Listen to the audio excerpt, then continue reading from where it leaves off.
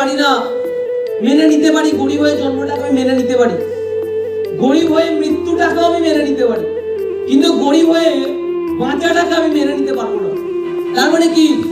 তার মানে আমি আজকে যখন গরিব হয়ে জন্মেছিলাম আমার হাতে ছিল না, তারপরে যখন আমি স্মার্টফোনটা পেলাম, তারপরে আমি যখন এখান থেকে কিছু সম্পদ কালেকশন করলাম, যখন আমি সাকসেসফুল নিজেকে বানালাম, তারপর জীবনের সাকসেসটাকেও আমি চাইলে আমি গরিব মানুষকে দান করতে পারি, কিন্তু জীবনে আমি গরিব হয়ে জন্মে আর গরিব হয়ে জীবনটা কাটাতে কোনোদিন চাইবো না। হ্যালো ইয়ে সব তারপরে আমাকে বুঝতে হবে আজকে স্মার্ট ভ্যালুটা পেয়ে গেছি।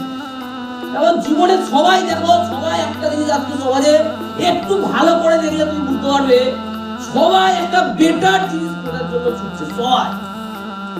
সবাই বেটার জন্য, বেটারের জন্য সবাই ছুটছে। তুমি দেখো বেটার, আজকে স্মার্ট ভ্যালুতে এখানে বসে আছি, কারণ স্মার্ট ভ্যালুটা এখানে কোনো না কোনো সিনিয়র দাঁড় করিয়ে এখানে কোনো সিনিয়র ট্রেনিং দিচ্ছে কি স্মার্ট ভ্যালুটা ওর থেকে better. Hello yes or no? ওর থেকে বেটার, ওর থেকে বেটার। আর আমার ভিতর থেকে খুব ভালো লাগছে যে আমি যে প্ল্যাটফর্মে আছি সবার থেকে বেটার। তুমি দেখো পৃথিবীতে এমন কোনো মানুষ নেই যে দেখবে বেটার কিছু খুঁজছে না কিংবা নিজেকে বেটার বানাতে চাইছে না। তুমি দেখো সবাই ওই কম্পিটিশনে লেগে গেছে যে আজকে আমি বেটার কিছু খুঁজতে চাইছি। তুমি দেখো সবাই, হ্যাঁ ইয়েস অর নো? হ্যালো শুনতে পাচ্ছি না? তাহলে আমাকে বুঝতে হবে, দেখো আজকের একটা মানুষ যে ছেলেটা আইপিএস এ তৈরি হচ্ছে, সে ভাবছে আইপিএস প্রফেশনটা বেটার হবে, ও বেটার। যে ছেলেটা সায়েন্স নিয়ে পড়াশোনা করছে 90% মার্কস পাচ্ছে, দেখবে ও একটা বেটার পজিশনে ঢুকছে। আর এখানে আমরা স্মার্টতে বসে আছি, কোন সিনিয়র বলছে যে আজকে বাইরে মার্কেট ওটা পাওয়া যায় না, স্মার্ট ভ্যালুতে এটা পাওয়া যায়, আমরা তার জন্য ইয়েস বলছি। মানে আমিও স্মার্টতে এই কারণে আজকে ট্রেনিংটা দিচ্ছি, এই কারণে এখানে বসে আছি, কারণ স্মার্টটা সবার থেকে বেটার আছে। মানে মাইন্ডে আমারও কোথাও না কোথাও আমিও সবার মতো ছুটছি যে আমিও বেটার কিছু পেতে চাই।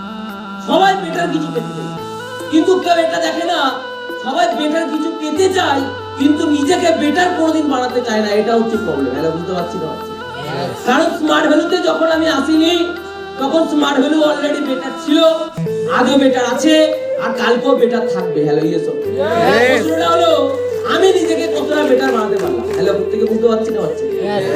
তো আমি বেশি টাইম নেব না, কারণ আজকের দিনটা আমার না, আজকের দিনটা একটা রিয়েলি হিস্টোরিক্যাল পার্সন, একটা হিস্টোরিক্যাল পার্সন, যে পার্সনটা আজকের জীবনে প্রমাণ করে দিয়েছে। কারণ দেখো একটা কথা বলবো, আজকে মার্কেটে সবাই বলে যে একটা আজকের মেয়েদের অনেকে সবাই ভ্যালু দেয়। হ্যালো বলে না? হ্যালো আওয়াজটা পেলাম না। আছি?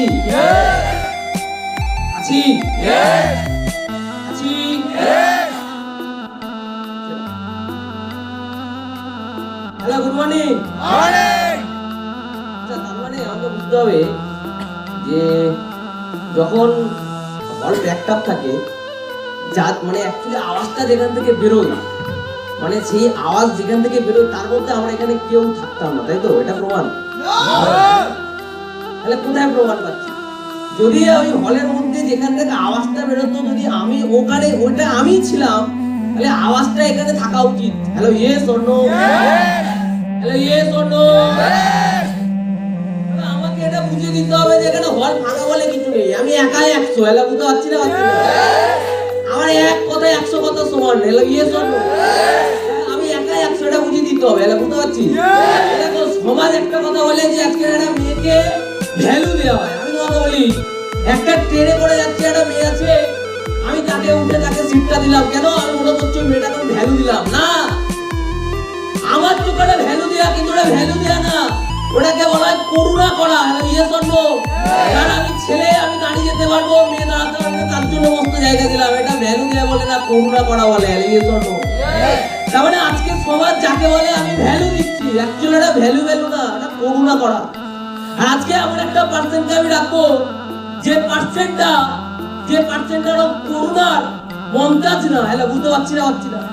করুণার মমতাজ না।